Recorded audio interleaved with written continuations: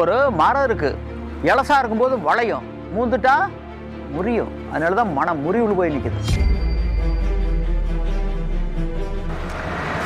சென்னையில் இப்போ இருக்கக்கூடிய பெண் IAS IPS அதிகாரிகளில் நான் ஒரு புள்ளிவர் எடுத்தேன். 65% கணவனோட இல்லை.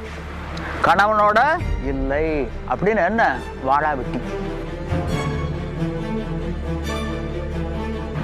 உங்களுடைய சுயநலத்துக்காக உங்களுடைய மகளையோ மகனையோ பயன்படுத்தாதீங்க. வாடகைத்தாய், சோதனை குழாய் அப்படின்னு சொல்லி, மகப்பேறு மருத்துவமனை அப்படின்னு சொல்லி கொண்டா 10 லட்சம்னு 10 லட்ச ரூபாய் வாங்கிட்டு ஒரு குழந்தை கொடுக்குறாங்க. இதெல்லாம் தேவையா? அவசியமா? பாருங்க, நீங்கள் சுயநலத்தோடு இருக்கீங்க. அப்படிப்பட்ட பெற்றோர் நீங்கள் வாரிசு தேடி இருக்க வேண்டிய அவசியமே இல்லை.